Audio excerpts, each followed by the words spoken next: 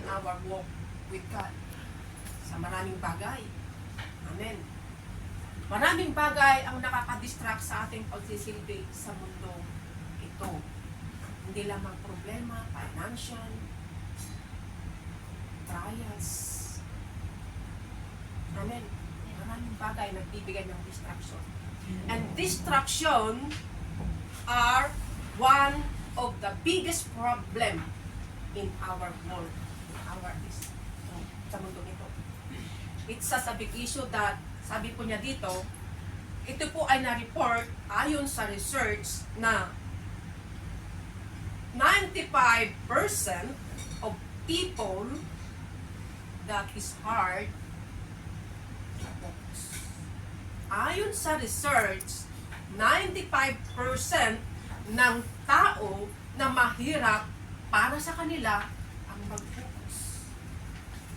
Bakit? Okay. Bakit? Alamin po natin. Sabi po niya dito, many of us or some people work more and more to try attain more responsibilities and to provide, to support. Amen? Saan po tayo, minsan ang mga tao nakapokus doon sa needs ng mga pamilya. And at the same time, ang mga bata, ang mga kabataan is being encouraged to do more. Amen, mga bata, ayaw na nagpatalo. Gusto niya na, sige, mas magaling and do more different things in this world. Amen. Yun po, na-notice ninyo, hindi? Na-notice nyo, hindi? Amen. Tama. So, ang buhay ngayon is nagiging busy ang mga tao. As the people do more and try to do more, and our capacity is pushed to the limit. Ang buhay po natin, mga kapatid, ang katawan po natin, may limit yan. Katulad ng isang machine, katulad ng washing machine, may limit yan. Lagyan mo ng 7 kg o 6 kg, doon lang yon. Pag linagyan mo ng above o more, ang tawag doon, mag-breakdown. Hindi tatagal yung machine, mag-breakdown. Amen. So, ang ating mga katawan, mga kapatid, may limit ito. May capacity ito, may limit. At kung yung limit, pinus mo siya sa limit, hindi mo kakayanin. Kasi may limit ang katawan natin. Amen? Amen. May limit ang ating mga katawan. So sabi po niya dito, as the people do more and more, try to do more, our capacity is pushed to the limit, and it is too difficult to pay attention to Jesus. Mahirap nang mag-attention. Bakit po? Pagod ang katawan, pagod ang utak. Hindi na ma-absorb ng ating mga utak na mag-pay attention. So, ang economic, mga kapatid, is people more, sabi po niya dito, the ongoing changes in economics life means more and more people working multiple jobs. Amen? Order to provide their needs. In short, mga kapatid, nawawala na yung paningin natin sa Panginoon. Nakapokus tayo sa maraming trabaho sa buhay, magagawain sa buhay. Amen? Amen. Nalulos na yung ating focus sa ating Panginoon. Anong nangyayari pag na-focus na tayo sa mga bagay doon? Okay. So, distraction yun, di ba? So, distraction is the biggest tactic of the enemy. Yun po yung tactic ng enemy. Kasi, ang tao, gusto niya lahat kunin sa kanyang sarili, kunin lahat ma-accomplish niya. Pero, hindi natin alam na yun pala yung tactic ng kaaway. para tayo ay mabalin ang focus natin at mawala yung focus natin sa Panginoon, doon tayo mag-focus sa mga bagay na gusto natin accomplish. Amen? Amen. Yun po yung tactic ng kaway. So, distraction is the biggest tactic of the enemy who love to interfere with the life of many Christians, keeping us busy, focus on the other thing, and we lose focus on what matters. Amen? Akala natin yung mga bagay na ginagawa natin, palagay natin is normal lang. Pero hindi natin namamalayan na yung mga sarili po natin ay unti-unti na pala tayong nalalayo sa Diyos. At napupukus yung ating atensyon sa mga bagay na nakikita natin, bagay na nangyayari sa mundong ito, sa mga problema, sa mga needs, sa mga material na bagay, sa mga magagandang bagay, sa mga pasyalan.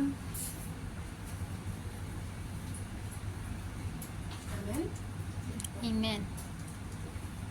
So the enemy uses distraction to stop us from accomplishing great things and making progress in our Christian life. Ito po yung tactic ng enemy na tayo ay i-stop niya para ma-accomplish po natin yung mga great thing sa Panginoon. Trying to stop us knowing God, trying to serving God, trying para tayo ay mawala sa Panginoon. Pero anong sabi ng Panginoon? Hebrew 12:2. Alam ko na ito ay lagi nating nababasa. Hebrew 12:2. Pakibasa po. Sa English, kasi Tagalog ito. Mamaya i-translate. Meron tayong English? Pakibasa po sa English.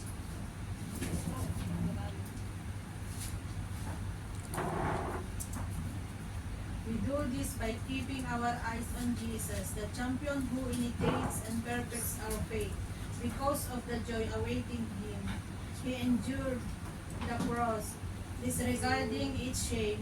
Now he is seated in the place of honor beside God's throne. May ibang term? Parang mahirap ko nawain. Sabi niya po dito sa Tagalog, basahin mo sa Tagalog. Hebrew 12 verse 2, sabi po niya, ituon natin ang ating paningin kay Jesus na siyang tinagulan at kabuuan ng ating pananampalataya dahil sa kagalakan na naghihintay sa Kanya. Hindi niya ikinahiya ang namatay sa krus at siya ngayon ay nakaupo sa kanan ng trono ng Diyos. Sabi po niya sa English, fix your eyes on Jesus, the finisher and the perfecter of our faith. Amen. Amen po, mga kapatid. Amen. Ito po yung magandang halimbawa sa buhay po ni Peter. Pakibasa po natin, Matthew 14 verse 22. Tingnan po natin kung paano po na-distract po itong si Peter. Matthew 14 22 verse 14-22 hanggang 33. Pakibasa po. 14-22.